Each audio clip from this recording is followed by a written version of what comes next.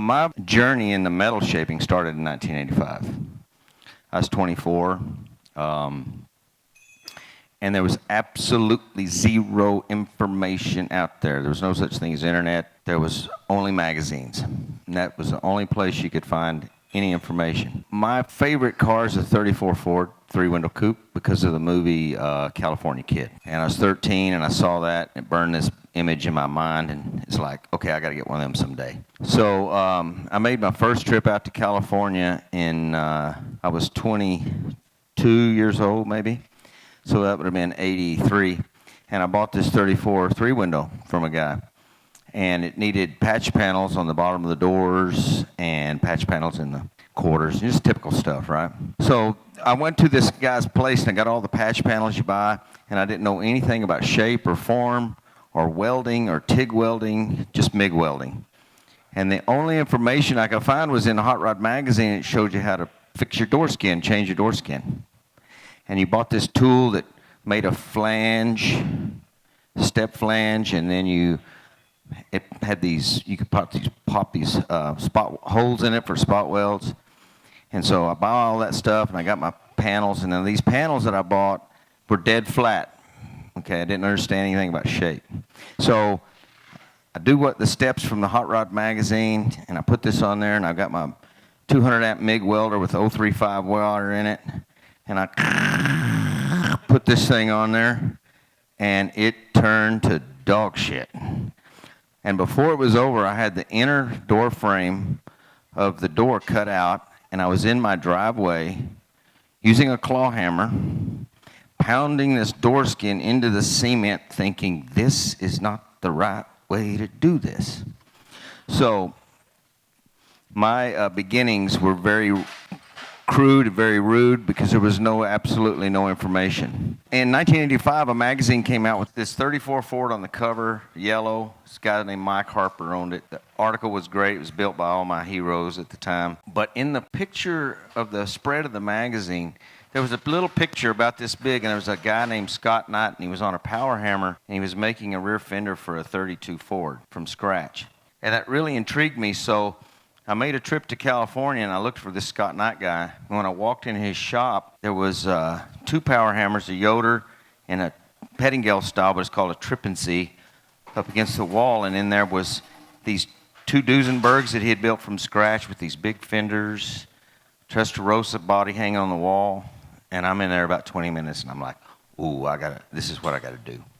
So I asked him a couple of questions. He found out that I was virtually an idiot when it come to metal, because he had these long welds, and I go, did you MIG weld those like that? And he goes, son, if you're using a MIG welder for weld sheet metal, you are lost. So I was lost. So he gave me a little welding tips how to do it, got me started that way. And then we didn't have, like I said, we didn't have internet. And there was no equipment to be had. And I'm out in the middle of nowhere, Texas, up here in the Panhandle, in a little bitty town of 10,000 people out in the oil field, right? All you had was these machine books that you could buy. And they were tool dealers from all over the United States. And you go through there, and you'd try to track down stuff, and you just would, on a lead, you'd drive across country to see if there was a planishing hammer or whatever. So it was very difficult. But I had a network of buddies, and we're all searching for the same thing. That's how it started, and I found my Yoder, and I heard rumors there was a Yoder power hammer for sale in Oklahoma City, which was only like 4 hours from where I lived. So I tracked it down. It was a double Yoder, K90, LK on the other side, and this is 1988, and it was $20,000. That was a lot of money when you were 27 years old. Cool thing about this hammer was it had never been used. So it was in Cosmoline when I got it. They had bought it originally. I called Yoder with serial number. They said it come from the Johnson Space Center, which is really cool because I was an Apollo geek when I was a kid, right? Everybody's going to the moon. I've been using that hammer since 1988. That's kind of the journey. And then along comes this guy named Chris Rush and Shane, who opened the door for metal shape. Seriously. You can buy this machine. You can buy that machine. You can buy that kick shrinker. You don't have to look all over the world for this wore-out crap that you got to rebuild. Everybody that did metal shaping back when I started were very old. They were in their 70s and 80s. They didn't want to really share any information because for some reason they thought that, you're going to take their job, but that's not the truth. But Scott and I had opened the door to the metal shaping seminars, which led everyone to start doing metal shaping seminars, which has led to this amazing seminar we're having this weekend. And today we're going to do a project that I do all the time, and that's making a roof insert. So all the old Fords and Chevys have a hole in the top that were filled with canvas because their stamping technology hadn't caught up to making one-piece roofs. So this is my buck, and yesterday we were talking about the buck and how you get the sweeps for the buck. Well, the buck is pretty simple. There's only two shapes to it, side to side and front to back, okay? And so on a roof, if you're doing a roof on a car, if you're looking at the front of the car, I use the windshield frame for the profile because if the shape is too much, it's going to look like it's got a high spot, and if it's not enough, it's going to look like it's got a low spot. So I use the windshield as the guide for the front sweep. And then the side is just the profile of the roof.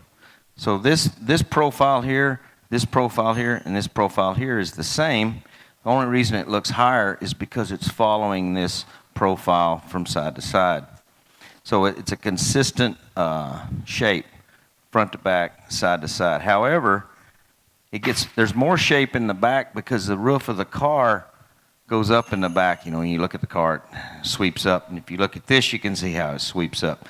So there's going to be more shape in the back than there is the front. I've done about 3,200 roof inserts and door skins over the last 25 years or so. If I'm in a good mood, they go really fast and easy. If I'm in a bad mood, they will kick my ass for hours. It's my attitude going into the project that determines the outcome. If I'm going to fight it, if it's going to go good. Another trick I want to show you guys. This is very, very, very, very important. Scott Knight showed me this the first day I was in his shop. When you go to buy your sheet metal, you want to be able to lay your hands on it before you buy it. And, there's all this metallurgy you can get into and all this chemistry and all this crap, but you can have two rolls of sheet metal that have the exact same chemical makeup, but this roll was rolled tighter or harder in the process of it being made than this roll, and you're going to have two different actions in the metal. And go back to what the old metal shapers did. It's a thumb test. This is a piece of metal I found over there in the rack. This is probably about an 18 or 19 gauge. Take your thumb on the corner, go in wherever you're buying your metal, and just bend it with your thumb like that. Now, if it stays like that, that's some good metal for shaping with. If you push it over and it springs back, it has so much carbon in it, you're not going to be able to shape it. It's going to be hard like stainless steel. And I found that out the hard way by just picking up the phone and ordering 25 sheets, and it showed up, and it was so hard, it had so much carbon in it, it would not make a compound curve. No matter how hard I hit it with the hammer, it wouldn't shape. So then I went back to what Scott had always told me, go touch your material, do the thumb test, bend it over, and if it stays like that, then that's what you want. Now, AKDQ is so soft, it's good for different parts like gas tanks and things that have a lot of shape, but for flat panels, you want to avoid AKDQ because like a door skin, if it's made out of AK steel, if it gets pushed in, it's not going to spring back. It's always just going to come back about part way, so you'll have a low spot.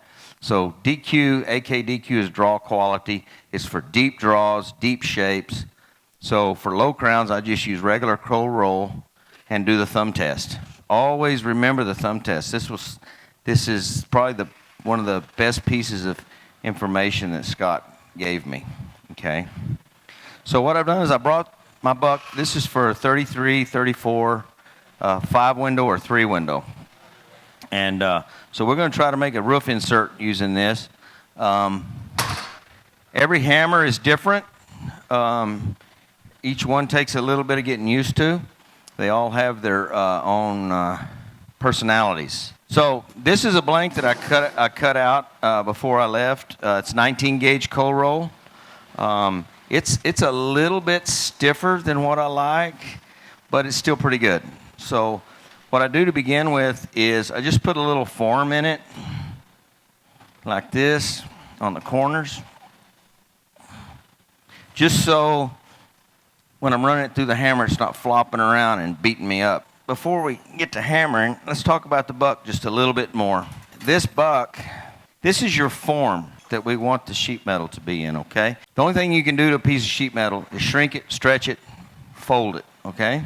3 things: shrink, stretch, fold. Shrink, stretch, fold. If you remember that, you'll always you'll be able to look at your panel, see if you got to shrink some more, stretch some more, or whatever you need to do. So this is the form that we want to shape our panel to. So we have to put X amount of shape into this panel to get it to fit this form, okay? And it's very important to have a form to build low crown panels to. If you don't have a form, and we'll do this when we get finished, when you set it on the, I've seen guys building low crown panels on the table, a square flat table, and they're using their sweeps to get their crown to be sure it's okay. Well, that sheet metal is taking the form of that table. So the 4 corners are flat, so the panel's going to lay out differently or stay up more. And so what may be correct on the bench, when you put it on a form, it's going to be totally different, because the sheet metal is going to take the shape on a low crown, the shape of your form. So you need to make a buck. Even if it's a quick buck, make it out of sheet metal. You can get your crowns each way, cut each one in half, slide them together, tack weld it together, quick and dirty form or buck. So I just use WD-40. 2 reasons: it's easy, it just comes out of the spray can, and the second reason, it's got silicone in it, so it drives the painters crazy. Not really. They don't have silicone in it. So my first roof insert, it was for its 34 Chrysler 3-window, and I did not build a buck. I tried to freehand it in the air, setting it up on the car and looking at it. And the first one, I'd get started and it didn't work, so I'd throw it aside, get another piece, cut it out, do it. After a week and a half, there were 15 roof inserts laying over on the floor. And so finally, I'm on the last one I'm going to do, and I still hadn't built a buck. And I'm like, okay, even though this isn't perfect, it's closer to being a roof insert than that flat sheet metal over on the rack, right? So I'm like, I'm determined, I'm going to make this work. So I jacked with it for 2 weeks to build my first roof insert. First roof insert took 2 weeks. Now one like this on my Yoder is about 45 minutes or an hour, something like that. So I'm going to get started on this. And I'm going to have you guys help me too, because, I might get tired and need somebody to do some hammering for me. So what I'm going to do, the way I'm going to do this is, I know I'm going to have more shape here in the corners. So I'm going to kind of raise the corners up just a little bit, put a little shape in the corners. Then I'm going to start blending the corners. Obviously, right here in the middle, that's where the most shape is. Because that's where, if you look at the buck, that's where all the crown is right in the middle. So we know we're going to have to spend some time here in the middle, quite a bit of time. So I just break it down like that. I go corners, middle, and blend. The other thing about the power hammer is it's stretching radially, right? So it's stretching in a circle. And it's not like an English wheel where you stay going the same direction. You can turn that panel 90 degrees and go side to side. And the other thing is about the power hammer is you can make a panel, like a Model A coupe is 43 inches by 43 inches. It's big. On a wheel, it would take 2 people. And the problem with that is both guys have to have the same amount of experience, and only one person can lead. It's like dancing. Only one person can lead, and the other one just has to follow and know where they're going. So it takes a pretty good team to be able to do that. And we go side to side, instead of in and out, we go side to side. And then you go 90 side to side. So I'm going to stop talking. And this machine, I've got it set up to hit about as hard as it can go. Um, each one's a little, like I said, is a little different. So it's going to take a little bit to get used to it, but not very long because you figure it out pretty quick. And then I'm going to get the corners up and get some shape in it, and then I'm going to have you guys come up here and pound on this thing, and then we're gonna make a roof insert.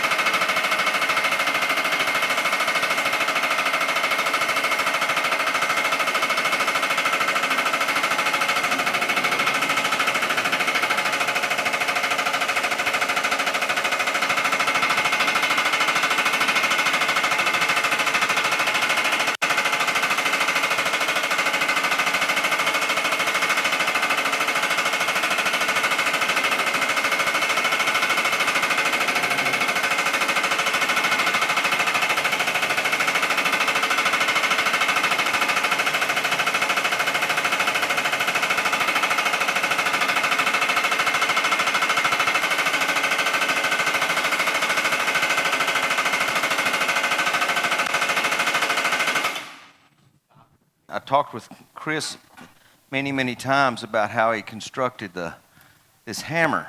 Now check this thing out. This thing is really cool underneath that can.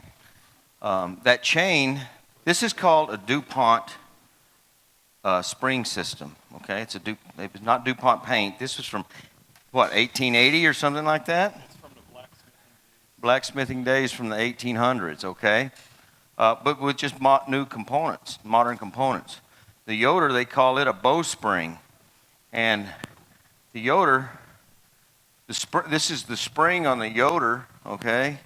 And then you'll notice on the Yoder they have that belting, that Baileigh belting that goes from the spring through the hammer block. Well, that's exactly what this is. This is the spring, which is controlled by these springs, okay? And this is the Baileigh belting, like on the Yoder. So this allows the hammer to be thrown like your wrist, like your hand. Okay, it's not a punch that's solid. It's got some flex in it, which is why these machines shrink so well. Is as the metal gets thicker, it's not going to crush it like a pull max. If you're not careful, when you're shrinking with a pull max, which is a positive hit, as your metal gets thicker, you're actually stretching it back out on the edge. Mike talked about that in his presentation. So the cool thing about a power hammer is the spring. I mean the belting. This is the chain on the Yoder. It's a belting, and it takes some of that force out. So it's like your wrist when you're hammering dolly. You know, you got that spring in your wrist. It's amazing how it is so close to what the bowspring is on the Yoder, okay?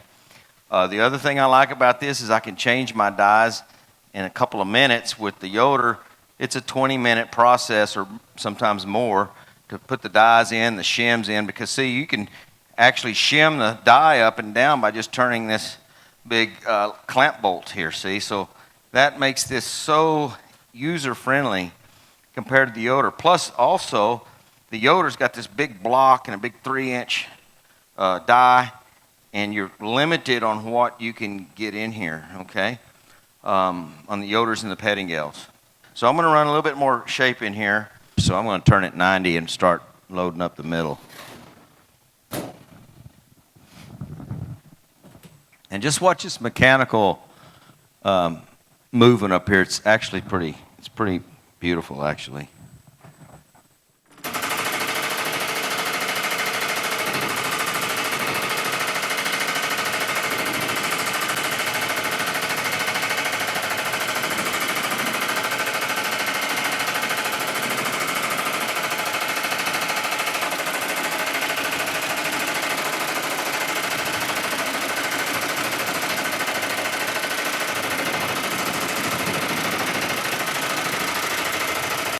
So you can see the surface doesn't have any dents in it. It's just as shiny as it was when we started. There's no tool marks. As violent as power hammer is, it is so sweet.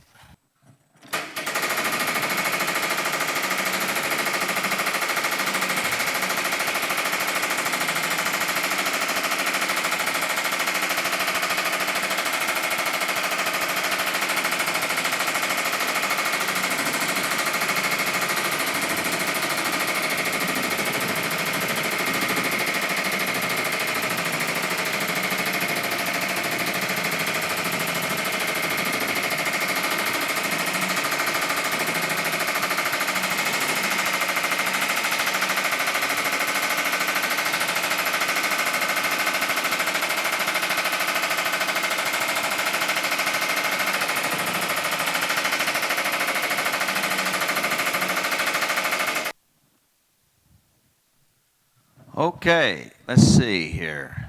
It's my first victim. We need some shape right here, okay? Just in this oval here. So you're going to come in at it this way, and we're just going to concentrate on right in there, back and forth. And it's wide open to the floor.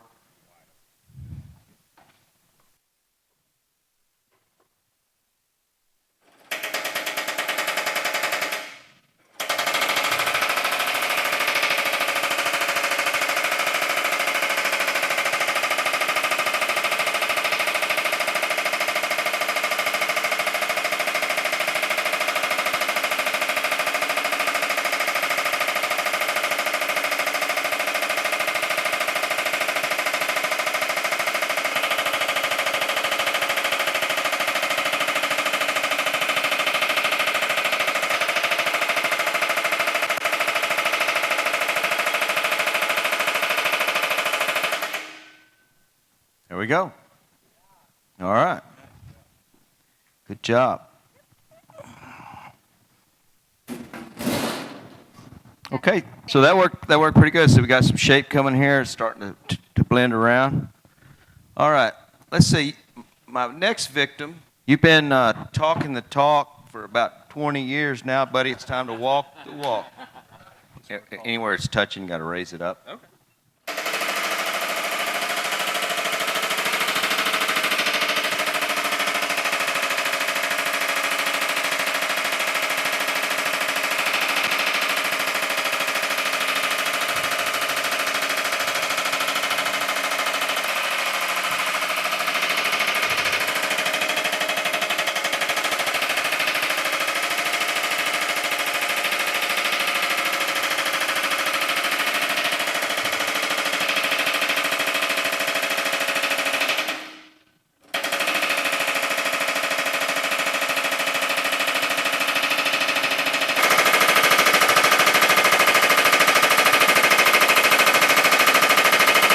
to blend out that low spot, see? Which is shape that we need. So, there we go.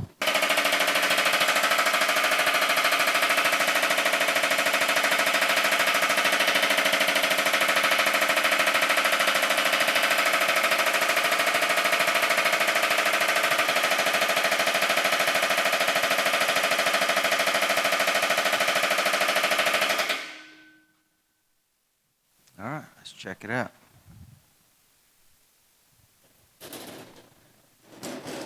All right, yeah, here we go. We're just going to hit right here, and we're going to start you from this way right here. Yep, side to side.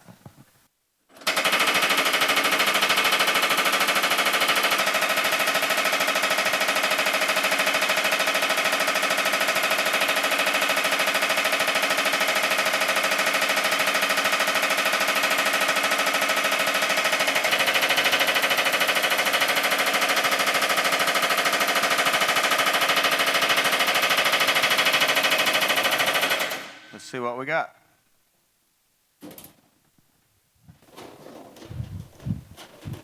All right.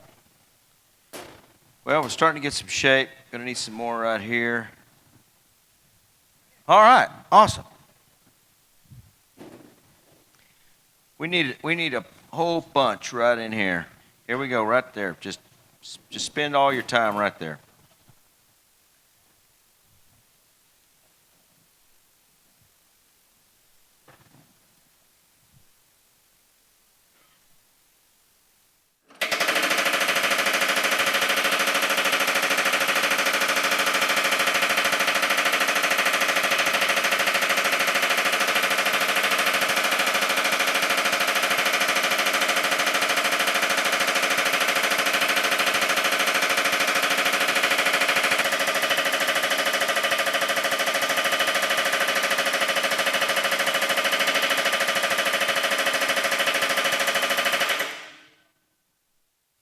Cool, let's check it out.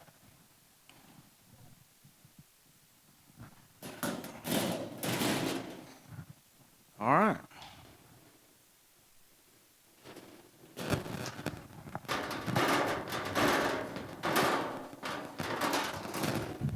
Yep. Okay. We're going to break for lunch, everybody. We're about about a little more than halfway done. It'll be finished. Bobby Walden. So we'll have lunch, and if Shane will let us, we'll work on this some more if y'all want to. So thank you, guys.